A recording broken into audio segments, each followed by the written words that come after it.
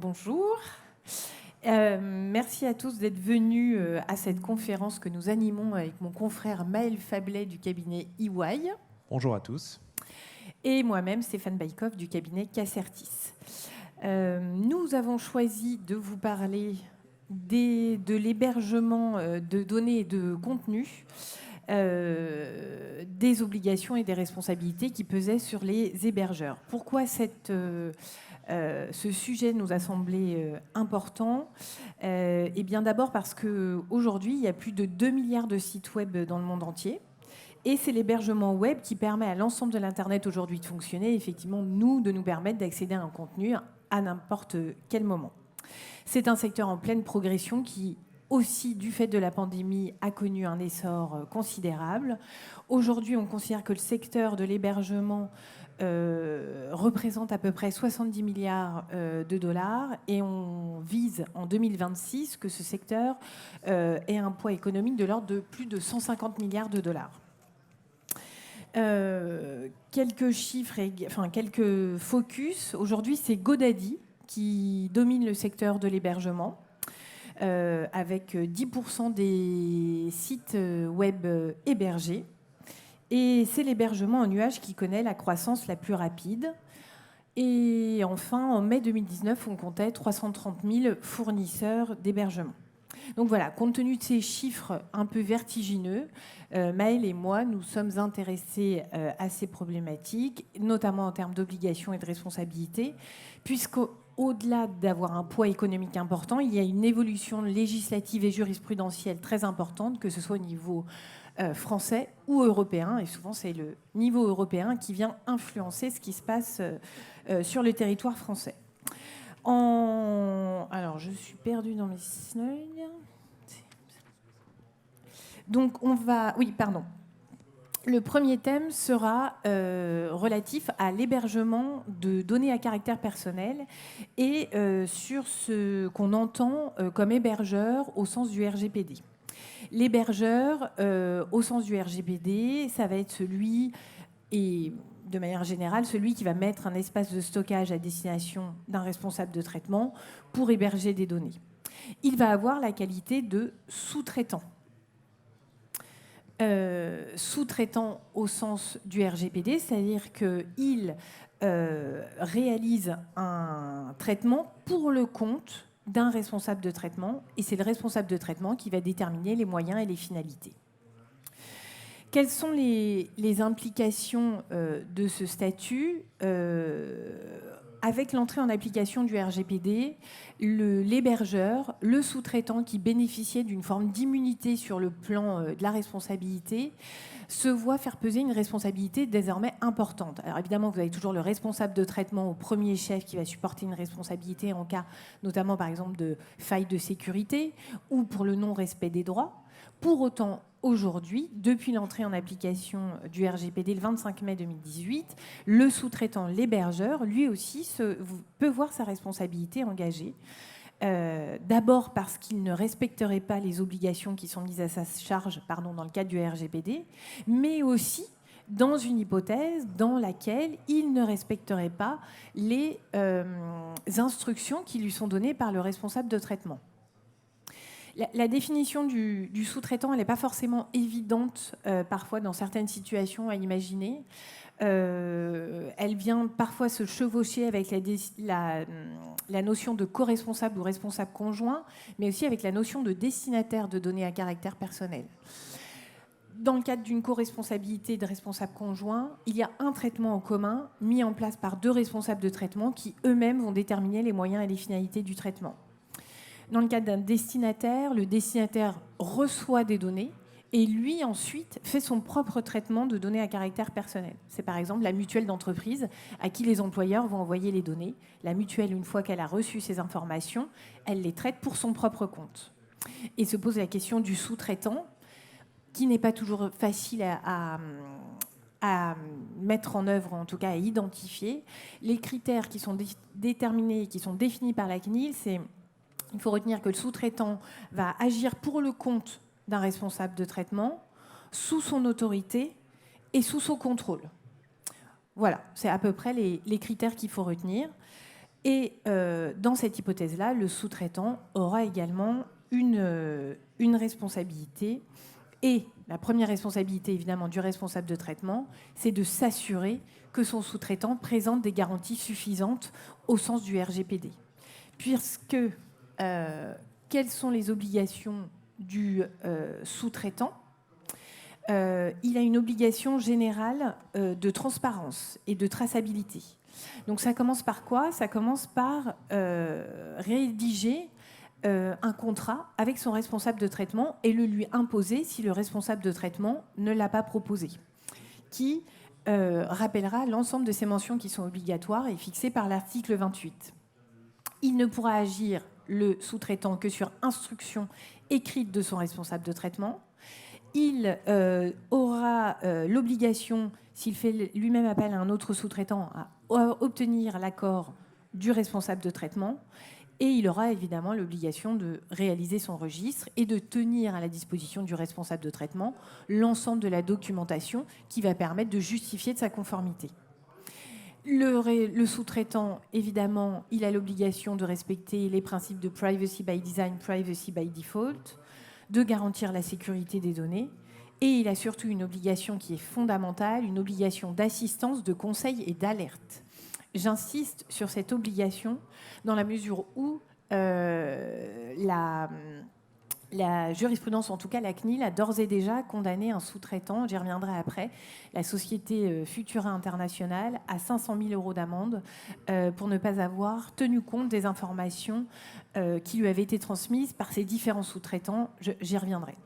Donc rapidement, l'obligation d'assistance, de conseil et d'alerte, ça suppose que le sous-traitant, si le responsable de traitement lui transmet une information qui lui semble être contraire à la réglementation, doit le lui dire et, le cas échéant, doit même le décourager de mettre en place ce traitement ou de mettre en place cette opération.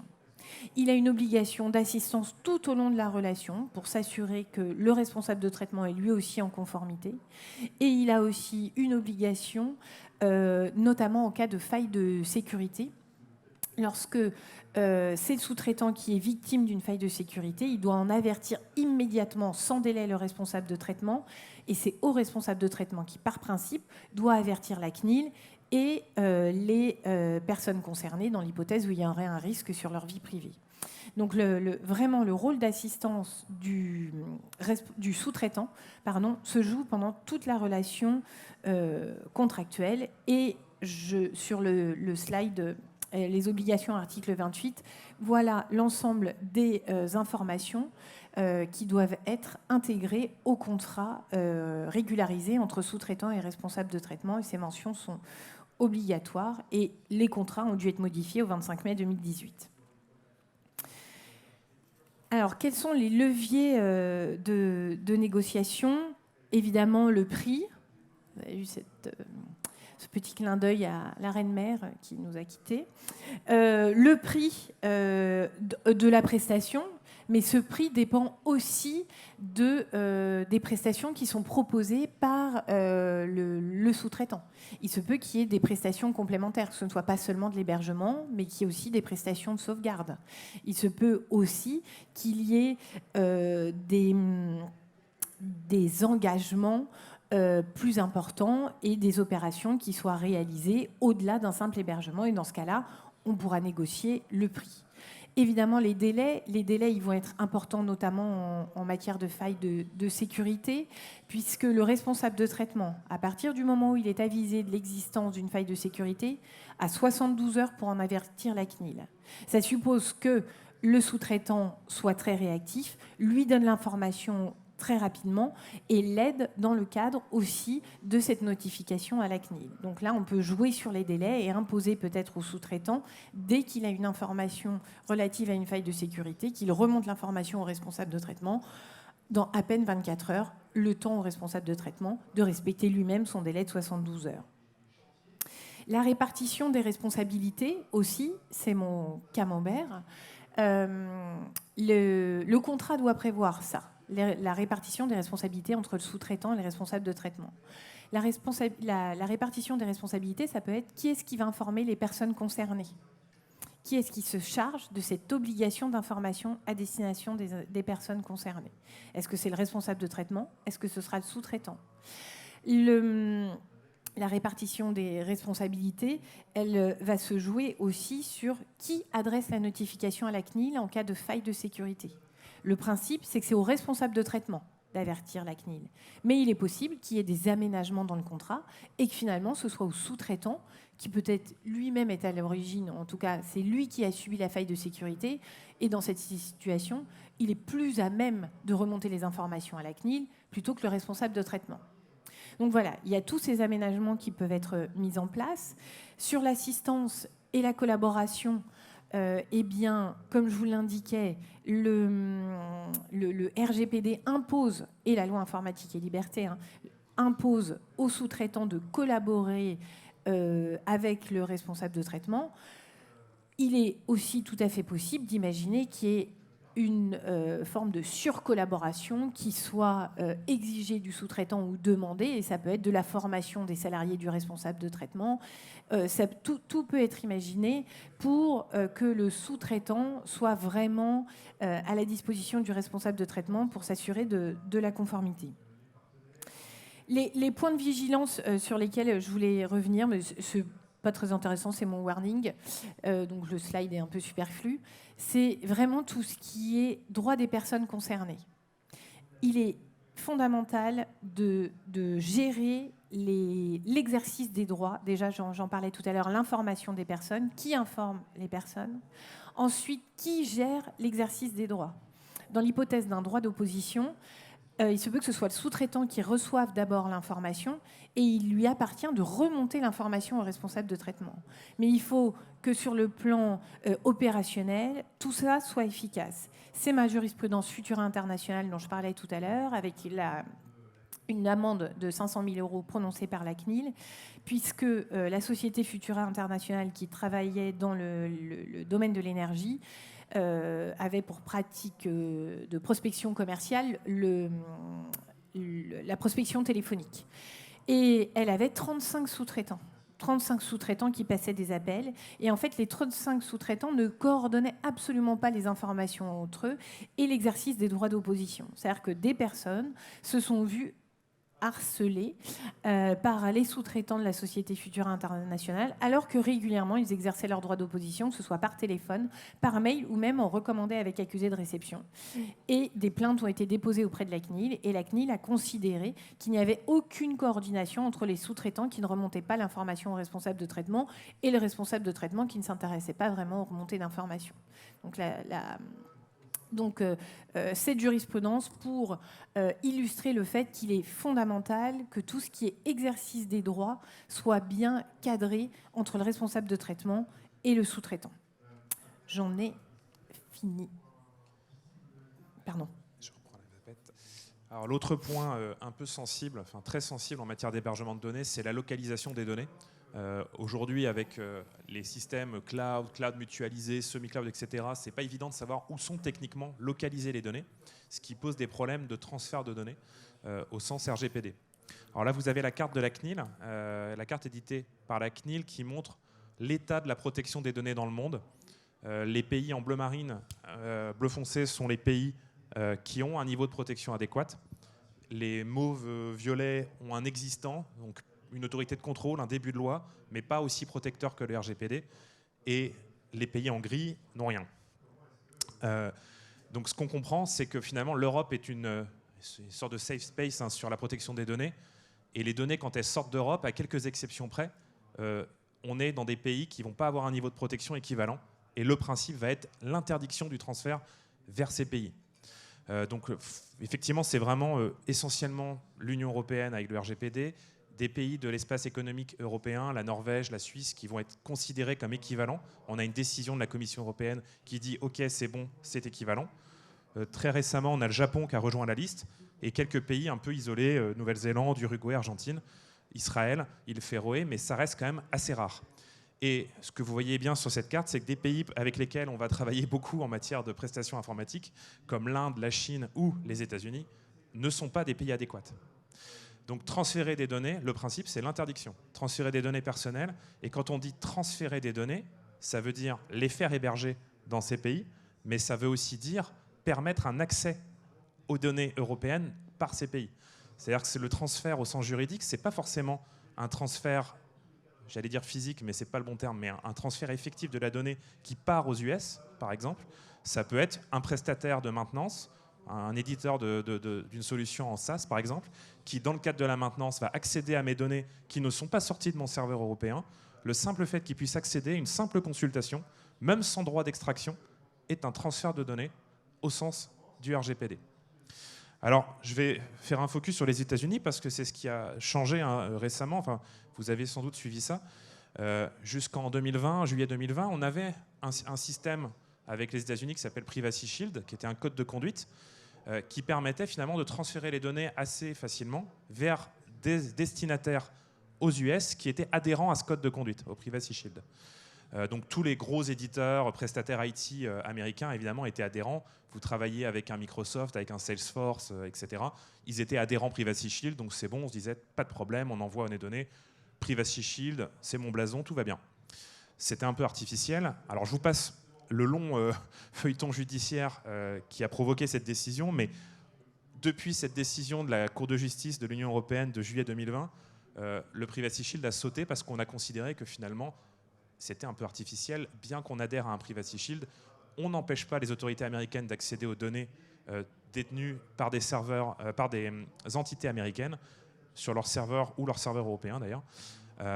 Et donc, c'est notamment avec le Cloud Act, un des textes américains qui permet finalement, qui est extrêmement intrusif en termes de protection des données.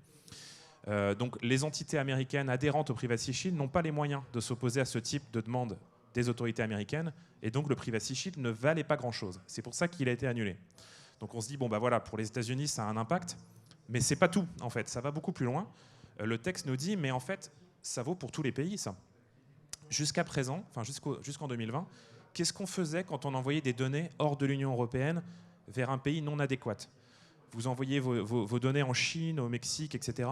Vous faisiez signer un accord, en général, c'était la solution la plus pratique, qu'on appelait les clauses contractuelles type, les Standard Contractual Clauses en anglais, les SCC pour les intimes.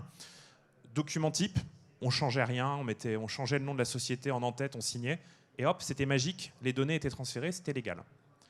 De la même façon que le Privacy Shield, c'était un petit peu artificiel, parce que vous faisiez ça, notamment des groupes internationaux, envoyer des données partout dans le monde vers leurs filiales, sans trop se demander finalement comment ça allait se passer à l'arrivée. Eh ben, ce que nous dit la CJUE, de la même chose, c'est maintenant en fait, c'est fini ça. Il va falloir aller vérifier techniquement comment les données sont traitées par le destinataire, notamment en fonction de sa législation locale. Et c'est ce que prévoient les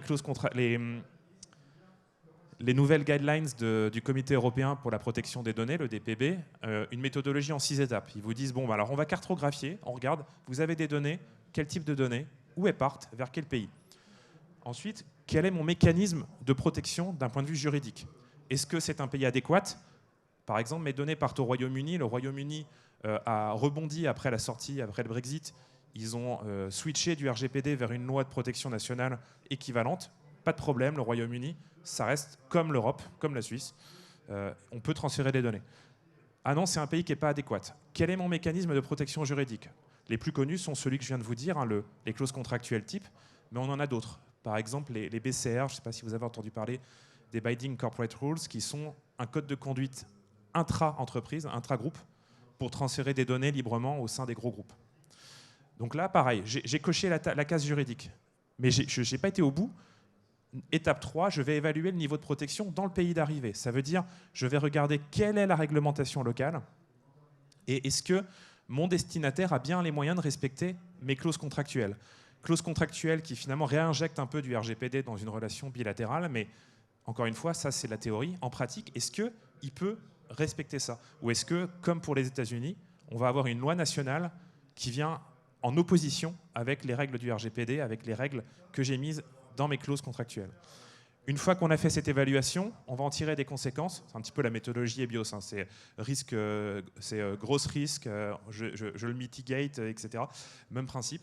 Donc on va dire, bon bah là j'ai un sujet parce que la loi locale crée finalement une distorsion par rapport au RGPD. Je vais prendre des mesures organisationnelles et techniques supplémentaires. Et c'est là qu'on va commencer à se dire, est-ce que mes données, quand elles sortent de mon entreprise et qu'elles vont vers ce pays non adéquat, je ne devrais pas les chiffrer ou les pseudonymiser avec une clé de déchiffrement qui ne sort pas d'Europe, par exemple. Il y a toujours un transfert de données, mais avec des mesures additionnelles. Et derrière, je vais conclure, effectivement, avec une évaluation en disant c'est bon, c'est adéquat ou pas. C'est ce qu'on appelle le Transfer Impact Assessment. Comme vous aviez les analyses d'impact sur la vie privée, pour les transferts vers des pays non adéquats, on doit faire ce travail d'analyse. Donc là, vous avez un exemple de méthodologie. Je vous disais, ça rappelle un peu EBIOS avec le système de niveau de risque que vous connaissez si vous travaillez un peu sur EBIOS, avec effectivement une évaluation. Est-ce que j'ai bien atteint le bon niveau de risque ? Est-ce que j'ai réussi à limiter mon niveau de risque de façon satisfaisante et je le documente. On est toujours dans cette logique RGPD où il faut tout documenter en fait. Ce que va vous reprocher la CNIL, c'est de ne pas avoir documenté. Après, elle sera peut-être pas d'accord avec les conclusions de votre analyse, mais le fait qu'il n'y ait pas d'analyse, vous serez en infraction en fait. Donc pour tous les transferts de données vers des pays non adéquats, et il y en a beaucoup, c'est la majorité, il faut faire cette analyse de risque. Alors la question qui se pose, c'est qui doit la faire ? Est-ce que c'est le client, le responsable de traitement, ou son sous-traitant, comme disait Stéphane, qui est normalement seulement quelqu'un qui répond à nos instructions. Donc dans notre exemple aujourd'hui, le sous-traitant, c'est l'hébergeur de données, par exemple. Je fais appel à un hébergeur américain, à un AWS, à un Azure, et les données sont aux US, ou bien les données sont accessibles depuis les US. Eh bien, qui fait cette analyse ? Normalement, c'est le responsable de traitement. Sauf que finalement, ça peut se négocier. Le RGPD ne dit pas qu'il doit vraiment la faire. Enfin, le DPB plutôt ne dit pas techniquement qu'il doit la faire. Il faut juste qu'elle existe. Ce qu'on voit, c'est que ça peut être assez coûteux. Enfin, vous imaginez, si vous avez des transferts dans une dizaine de pays, il va falloir faire appel à des avocats locaux pour estimer effectivement le niveau de risque, etc. Parce que nous, on sollicitait là-dessus, mais on n'est pas capable de l'évaluer. On doit faire appel à des collègues mexicains, chinois, etc. Et donc, ouais, ça a un coût. Donc la question vraiment se pose. Aujourd'hui, ce qu'on voit, la pratique, c'est qu'effectivement, normalement, c'est plutôt au responsable de traitement, parce qu'en théorie, c'est lui qui décide où sont les données, où elles vont, sauf que ça, c'est la théorie. La réalité, c'est que quand vous avez affaire à des gros prestataires, ils vous disent, bon, au fait, j'ai des gens qui font de la maintenance à l'île Maurice, j'ai des serveurs en Inde, et voilà. Donc vous choisissez pas vraiment en tant que client, et vous subissez en fait le transfert de données, alors que vous êtes censé le décider. Donc ce qui se passe, c'est que c'est difficile de négocier avec des gros, avec des Azure, etc. Mais ils ont le même problème avec tous leurs clients européens.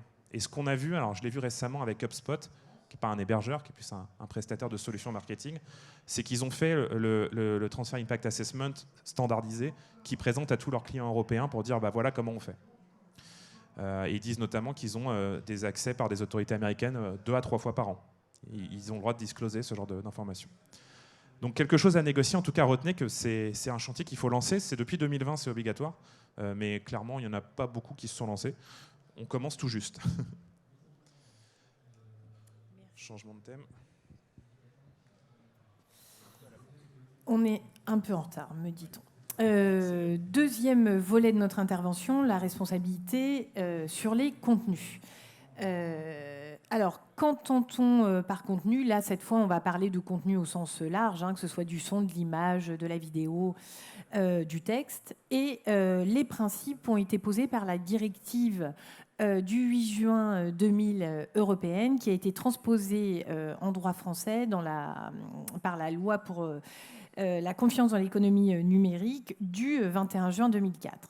Le principe, c'est que l'éditeur, donc qui est l'éditeur ? L'éditeur, c'est celui qui va éditer, élaborer du contenu, ou celui qui va avoir un choix sur ce contenu. D'accord ? L'hébergeur sera celui qui a un rôle uniquement d'intermédiaire technique qui va mettre à la disposition de l'éditeur de l'espace de stockage pour qu'il puisse diffuser ce contenu. Le principe est assez simple et découle de ces textes, c'est-à-dire que l'éditeur qui a la main mise sur l'élaboration de ce contenu va supporter une responsabilité de plein droit. C'est-à-dire que si un contenu est illégal, diffamatoire, est de la contrefaçon ou peu importe, c'est l'éditeur qui supportera cette responsabilité sur le plan civil et sur le plan pénal. L'hébergeur, considérant qu'il a seulement un rôle d'intermédiaire technique et étant conscient de la difficulté pour un hébergeur ou un intermédiaire technique, quel qu'il soit, de vérifier le contenu et des coûts que ça représenterait pour l'hébergeur de surveiller ce contenu, on lui fait supporter une responsabilité allégée, c'est-à-dire que par principe, il ne verra pas sa responsabilité engagée si du contenu illicite est diffusé par son intermédiaire.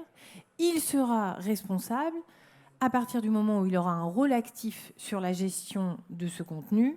C'est mon premier point. Et dans l'hypothèse où il est avisé de l'existence de ce contenu illicite et qu'il n'a pas agi promptement pour le supprimer ou le bloquer. C'est-à-dire que l'hébergeur, tant qu'il n'est pas avisé de l'existence d'un contenu illicite, ne supporte pas de responsabilité. C'est à un tiers qui se plaindrait de l'existence d'un contenu qui lui porterait préjudice, qui doit notifier à l'hébergeur l'existence de ce contenu illicite, et c'est ça qui va déclencher la responsabilité de l'hébergeur, si et seulement si il n'agit pas rapidement pour supprimer le contenu qui serait illicite. Je reviendrai sur la forme de la notification parce que c'est assez important. Donc voilà les principes qui ont été posés par la directive et repris par la loi pour la confiance dans l'économie numérique. Quelles ont été les applications traditionnelles ? Jurisprudence maintenant un petit peu ancienne, mais qu'on rencontre encore, l'affaire Dailymotion, Cour de casse 2011, où là, la Cour de cassation a considéré que le Dailymotion ne sélectionnait pas les contenus, ne faisait aucun choix sur les contenus qui étaient mis en ligne par son intermédiaire, n'avait pas d'action sur les contenus. On considère qu'il a un rôle passif, c'est un pur intermédiaire technique. Toutes les prestations qu'il propose sont de nature uniquement technique, qui permettent de visualiser finalement le contenu qui est mis en ligne. C'est de l'essence même d'un rôle d'un hébergeur. Il n'a pas de visibilité sur le contenu, il ne peut pas en avoir connaissance. Rôle passif, responsabilité atténuée. Dans cette jurisprudence, la Cour de cassation considère également que ce n'est pas parce que les prestations sont payantes qu'on peut considérer que Dailymotion a un regard sur le contenu. De même, dans cette décision, ce qui était intéressant, c'est que on est donc sur un régime de responsabilité allégée. C'est la raison pour laquelle il faut bien distinguer éditeur et hébergeur au sens intermédiaire technique pur, parce que le régime de responsabilité est différent. Dans l'affaire Dailymotion, c'était la problématique liée au film Joyeux Noël qui avait été diffusé sans l'accord des producteurs. Et on a considéré que Dailymotion n'avait pas engagé sa responsabilité. Pourquoi ? Parce que la notification faite par les producteurs du film Joyeux Noël n'avait pas été faite dans les formes. Et par conséquent, ne pouvait pas déclencher le régime de responsabilité atténuée. On a considéré que Dailymotion n'avait pas à agir promptement puisque cette notification n'était pas réalisée dans les formes légales. Les critères retenus par la CJUE, c'est la jurisprudence Google AdWords de 2010, où à nouveau, la CJUE va considérer que Google a un rôle passif, puisque son comportement est purement technique, automatique et passif, impliquant l'absence de connaissance ou de contrôle des données qu'il stocke. À nouveau, ce n'est pas parce que c'est un service payant, ce n'est pas parce qu'il y a des algorithmes qui fonctionnent et qui permettent de faire remonter des informations et d'être mieux référencés que Google AdWords a la connaissance des contenus qu'il met à disposition. Donc, à nouveau, le rôle passif de Google AdWords est reconnu et donc régime de responsabilité atténué. Dans le dossier eBay, L'Oréal et qui va être reprise, cette jurisprudence sera reprise par la Cour d'appel de Paris en juillet 2021 et par la Chambre commerciale de la Cour de cassation en 2021, c'est qu'en réalité, on va faire une appréciation, une concréto de la situation. C'est-à-dire qu'il y a des hébergeurs, il y a des prestataires, des plateformes qui, au-delà de vous mettre les moyens techniques de diffuser du contenu, vont en plus vous proposer des services complémentaires. Une assistance pour faire remonter vos offres, une assistance pour croiser des offres promotionnelles, une assistance pour répondre éventuellement aux clients, un SAV. Et à partir de ce moment-là, à partir du moment où eBay ou TicketBiz ou tous ces prestataires, ces plateformes ne se contentent pas d'avoir un rôle purement techniques, mais qu'elles apportent une assistance qui implique la connaissance du contenu, on va distinguer sur l'aspect purement technique, rôle passif, responsabilité atténuée. Sur l'aspect assistance, on va considérer qu'ils ont un rôle actif, qu'ils ont nécessairement connaissance du contenu, et par conséquent, là, ils vont supporter une responsabilité de plein droit. Voilà. Donc le principe, retenez, c'est qu'il n'y a pas pas d'obligation générale de surveillance des contenus pour les hébergeurs, pour les intermédiaires techniques, à la différence de l'éditeur qui va être celui qui choisit le contenu qu'il met en ligne et qui nécessairement fait un choix délibéré de mettre du contenu illicite ou non. Le principe, donc, vous l'avez compris, c'est une fois que je suis avisé de l'existence d'un contenu illicite, je dois le retirer promptement. La notification, elle est prévue par l'article 6 de la LCEN. Elle est précise, c'est-à-dire que le notifiant doit indiquer son identité, il doit préciser quel est le contenu, il doit préciser les adresses accessibles de ce contenu qu'il considère comme illicite. Il doit également indiquer quel est le fondement juridique de sa demande et il doit justifier qu'il a déjà pris attache avec l'éditeur et qu'il lui a demandé de supprimer le contenu. Donc voilà, la notification à l'hébergeur, elle est quand même lourde, elle respecte un formalisme particulier, et on en a parlé tout à l'heure dans la jurisprudence Dailymotion. Cette notification, si elle n'est pas faite dans les formes, elle ne peut pas engager la responsabilité ensuite de l'hébergeur. Donc c'est fondamental d'être vigilant sur la forme de la notification. Refus de principe de l'obligation de notice and stay down, ça veut dire que, par principe, pas d'obligation générale de surveillance pour les hébergeurs. Ça veut dire qu'une fois qu'un contenu illicite a été publié et qu'ils l'ont supprimé, tant qu'ils n'ont pas été notifiés d'un autre contenu, ils n'ont pas à surveiller de manière générale ce qu'il se passe. D'accord ? C'est la notification qui entraîne leur responsabilité. Cependant, parce que sinon ce serait trop simple, la Cour de justice de l'Union européenne, en 2019, dans une affaire impliquant une députée autrichienne et Facebook, a eu tendance à élargir l'obligation de surveillance des hébergeurs, et notamment de Facebook, considérant aussi que Facebook avait des moyens importants pour faire en sorte qu'ils surveillent les contenus. Dans ce dossier, un utilisateur de Facebook avait publié une décision qui reconnaissait que des propos, un article de journal était diffamatoire et c'était de la diffamation envers la députée autrichienne, et on avait une décision de justice qui condamnait cet article pour diffamation. Un utilisateur de Facebook publie cet article, évidemment, l'effet viral de Facebook fait son œuvre, et la députée autrichienne a saisi la CJUE et a engagé la responsabilité de Facebook. Dans cette hypothèse, la Cour de justice de l'Union européenne a considéré qu'il appartenait à Facebook et aux hébergeurs, à partir du moment où ils étaient avisés de l'existence d'un contenu illicite spécifique, de faire en sorte de supprimer tous les contenus identiques ou équivalents, et que cette suppression devait valoir pour le monde entier. Donc là, l'obligation, est-ce qu'on n'est pas en train d'aller vers une obligation générale de surveillance ?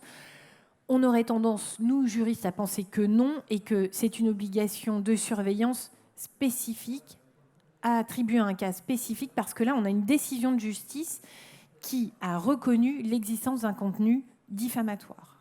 Donc, à partir de ce moment-là, il appartient à Facebook, alors qu'il sait qu'il y a une juridiction qui a reconnu que ce contenu était diffamatoire, de faire en sorte de supprimer ceux qui seraient équivalents. Alors là, je leur souhaite bon courage pour pouvoir faire cette distinction et de faire en sorte que cette suppression ait une portée mondiale. Donc voilà, tout ça pour vous dire que les obligations sont un peu plus lourde aujourd'hui pour les hébergeurs et les intermédiaires techniques dans ce type de situation. On a des évolutions récentes aussi législatives sur l'aspect droit d'auteur. La directive droit d'auteur du 17 avril 2019, qui a été transposée par l'ordonnance du 12 mai 2021, impose désormais aux plateformes, alors, sauf celles qui ont moins de 3 ans et qui ont un chiffre d'affaires annuel inférieur à 10 millions d'euros, Donc vraiment, c'est destiné à viser les géants du web. Ces plateformes ont l'obligation de recevoir l'accord des auteurs avant de diffuser une œuvre. C'est un principe fondamental en droit qui est celui, dès lors qu'on représente une œuvre, d'avoir l'accord de l'auteur. Dans cette hypothèse, pas de difficulté. Toutefois, si jamais finalement l'accord de l'auteur n'a pas pu être obtenu,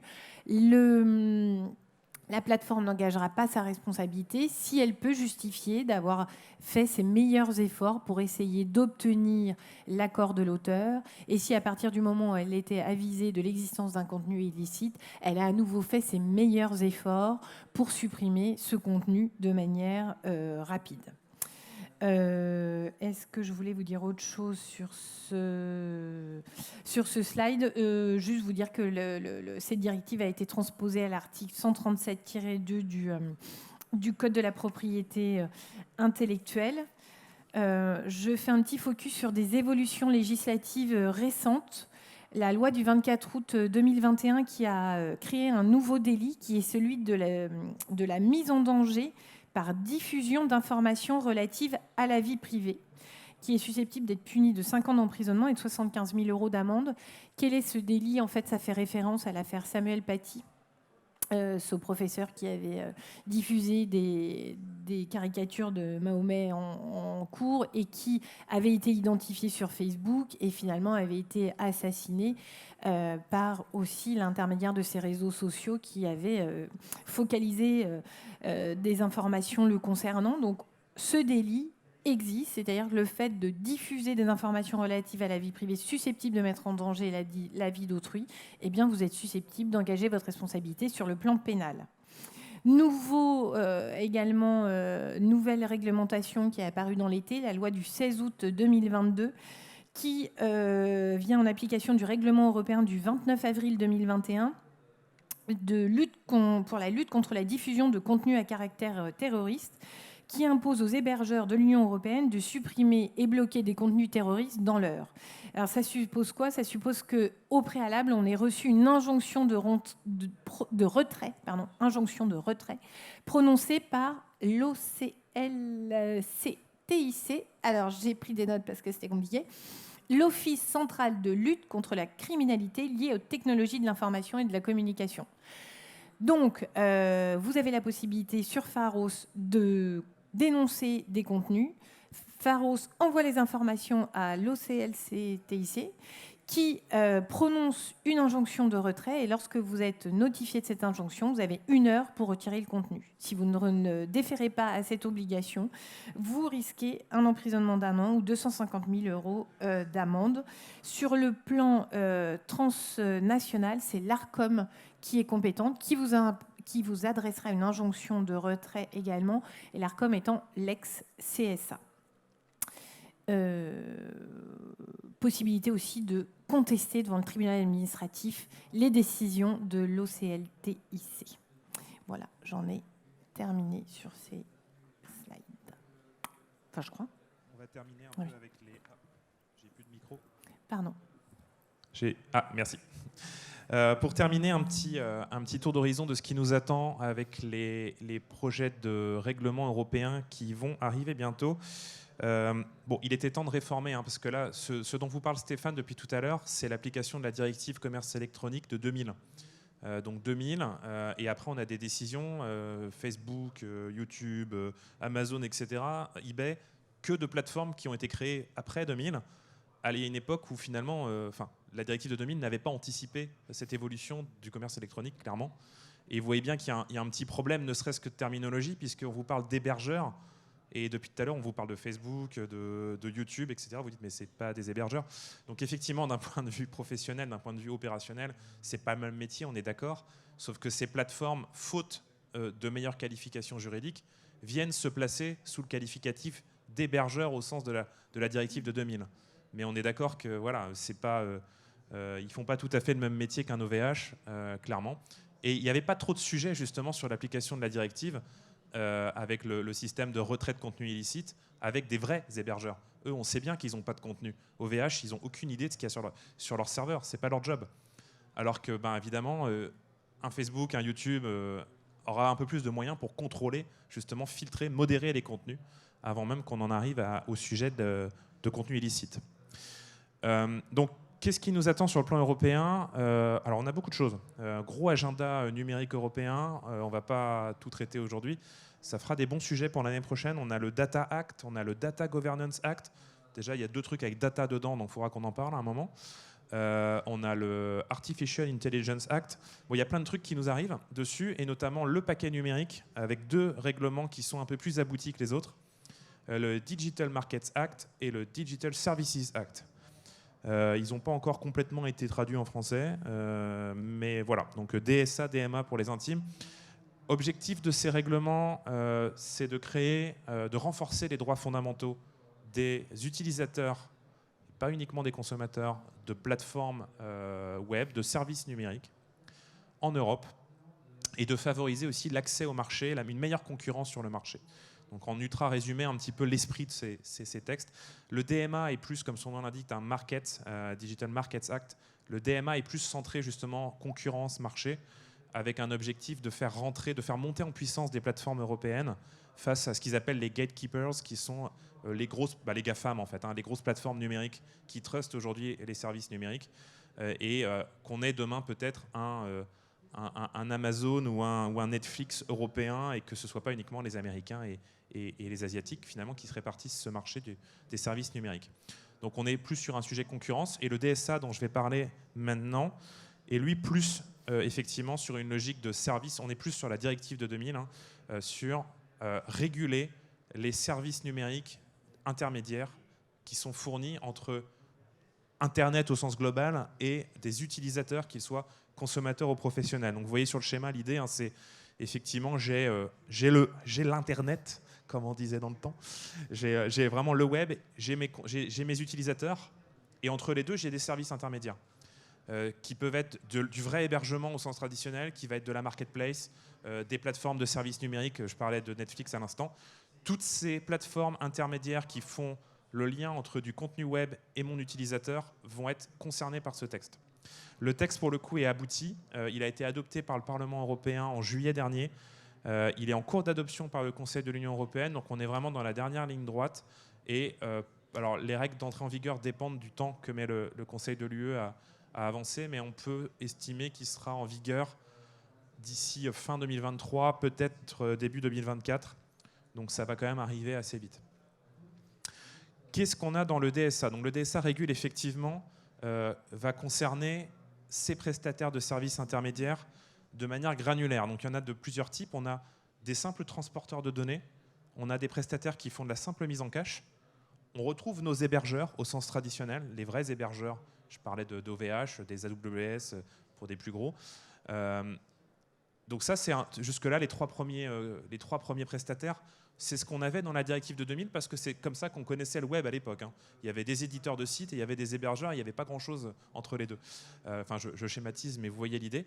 Et par contre, on a aussi l'introduction d'un nouveau type de prestataire. Ça n'a jamais encore été défini par le droit, étonnamment. C'est les plateformes en ligne. Alors, on a déjà des directives et des règlements sur les marketplaces, mais c'est quand même assez focus, marketplace. Et là, on va plus loin, on élargit. C'est pas que les places de marché, comme des Amazon, des Booking, des boulangers. Ils ont une activité place de marché, c'est-à-dire qu'ils mettent en relation des professionnels et des consommateurs. Là, on va plus loin que ça, parce que la notion de plateforme va couvrir de la fourniture de contenu, de l'hébergement et fourniture de contenu. Donc, on va bien au-delà de la notion d'hébergeur au sens directive 2000. Et effectivement, tous les services de streaming, notamment, vont être concernés. Donc vente en ligne, streaming, ça va très loin. Ces prestataires auront des obligations. Alors, un inventaire des principaux apports. Il y a beaucoup de choses dans le texte. Comme tous les règlements, et comme le RGPD avant lui, on est sur un texte qui est à la fois général et sujet un peu à interprétation. On a quand même des obligations. On se dit concrètement, qu'est-ce que ça va donner, comment ça va marcher. Mais on a l'expérience avec l'Europe. Maintenant, le règlement reste assez général, et après, on va avoir effectivement sans doute des guidelines pour comprendre un petit peu comment avancer. On retrouve le signalement des contenus illicites, même esprit que ce que vous a dit Stéphane avec la directive de 2000. J'héberge via ma plateforme, via mon service, du contenu illicite, je suis notifié qu'il est illicite, je dois le retirer. On a simplement des précisions sur le type de notification, la façon dont ça doit se passer, mais l'esprit reste le même. Par contre, cette fois-ci, pour la première fois, on a l'envers du décor. C'est que si je suis moi-même victime d'un retrait abusif, mon contenu a été retiré, je dois pouvoir obtenir des explications et contester le retrait. Alors, ça existe déjà en matière de modération, mais ça, c'est pas la loi qui l'oblige, hein, c'est des règles internes aux plateformes. Hein. Si vous faites censurer vous êtes signalé sur Twitter parce que vous avez écrit un truc qu'il fallait pas, vous pouvez contester. Bon, ça marche pas toujours, mais sur le principe, ça existe. Là, l'idée, c'est d'avoir un encadrement légal de cette contestation sur le retrait des contenus. Diligence raisonnable pour lutter contre les ventes illicites. Là, on recrée un peu un début d'obligation de surveillance. C'est que je ne vais pas pouvoir rester dans mon rôle passif de marketplace. Je vais quand même devoir surveiller un petit peu ce qui est vendu pour éviter. Alors, le niveau d'engagement n'est pas détaillé, mais je vais devoir quand même surveiller mettre en place des diligences raisonnables, relativement floues, pour lutter contre les contenus et ventes illicites. Des obligations de traçabilité, transparence, classiques. C'est toujours un peu la même idée de ne pas vendre tout et n'importe quoi sur ces plateformes. Créer de la confiance et plus d'obligations de transparence sur les recommandations diffusées auprès de l'utilisateur. Là, on est quasiment dans le RGPD. C'est qu'il va falloir expliquer pourquoi un algorithme vous pousse telle ou telle pub, qu'est-ce qui fait qu'on en arrive là, est-ce que c'est des cookies, etc. Donc une obligation de transparence sur les recommandations, les offres ciblées. Et après, on va avoir des obligations sur les très grandes plateformes d'auto-évaluation, toujours un peu dans cet esprit européen d'auto-évaluation, autoconformité, comme le principe d'accountability du RGPD. Sur la façon dont elles font leur ciblage. On a quelque chose d'assez innovant et assez intéressant, c'est que les très grandes plateformes en ligne devront permettre aux chercheurs d'accéder à leurs données pour qu'ils puissent comprendre leur fonctionnement. C'est quasiment une obligation de reverse engineering, c'est rigolo. Alors là, très curieux de voir comment ça va se passer, parce que ça pose évidemment pas mal de problèmes de protection de la propriété intellectuelle et du secret d'affaires des grandes plateformes. Elles vont devoir ouvrir le capot. Dans quel contexte, quelle sécurité, quelle garantie, quel encadrement, est-ce qu'il y aura des accords de confidentialité, enfin vraiment là, curieux de savoir comment ça se passe. Mais on est toujours dans cette idée de ne pas garder des boîtes noires en fait, qui vendent des services aux citoyens européens et d'avoir la possibilité de comprendre comment fonctionnent les algorithmes pour justement mieux informer les gens, pour lutter dans un meilleur esprit de transparence, savoir pourquoi on se retrouve avec telle ou telle pub, tel ou tel contenu. Tout ça est assorti de la création d'une nouvelle entité, Comité européen des services numériques, et de sanctions, puisque s'il n'y a pas de sanctions, on ne fait pas, qui rappellent un peu celle du RGPD. Cette fois-ci, on est à 6% du chiffre d'affaires de la plateforme. Alors, ce qu'il faut comprendre, et que j'essaie de résumer sur ce slide, c'est que toutes les obligations ne s'appliquent pas à tous les types de prestataires, en fait. C'est vraiment granulaire. Des simples prestataires de transport de données, de mise en cache, ou les hébergeurs au sens traditionnel, c'est vraiment ceux qui gèrent des data centers, n'auront finalement pas beaucoup plus d'obligations qu'ils en ont aujourd'hui avec la directive de 2000, et c'est un peu la partie en orange. Ça ne change pas grand-chose pour eux. Par contre, plus on va aller sur le contrôle des contenus vers les grandes plateformes, et plus on va avoir d'obligations. Et vous avez déjà un premier décollage pour les plateformes en ligne, qui vont, elles, avoir des systèmes à gérer de traitement des plaintes. En fait, on voit bien que ce n'est pas le même métier, et eux, ils ont des contacts avec leurs utilisateurs. Chers visiteurs, nous vous attendons nombreux à la conférence d'Éric Claverie sur Eh bien, on va en finir. performance physique. Et les très grandes plateformes, qui sont vraiment la cible de ce texte, hein, les GAFAM, eux, ont des obligations beaucoup plus poussées, effectivement, de mise en place d'auto-évaluation, gestion des systèmes de recommandation, accès à leurs données, ce que je vous disais tout à l'heure. Donc, cette fois-ci, ce qui est intéressant, c'est qu'on ne fait plus un fourre-tout, comme on faisait en 2000, avec un texte qui parle d'hébergeur, mais on va l'appliquer à Facebook, quand même un peu bizarre. Là, on a vraiment, effectivement, de la précision, on a des obligations qui vont concerner un Facebook et des obligations qui vont concerner un Azure, un OVH, etc. Et nous en avons fini avec notre présentation. On est dans les temps, je crois. Ce qui nous laisse un peu de temps pour des questions. Non, on a fini ? Est-ce qu'on a le temps pour des questions ou même pas ? Une ou deux questions éventuellement ? Merci à tous.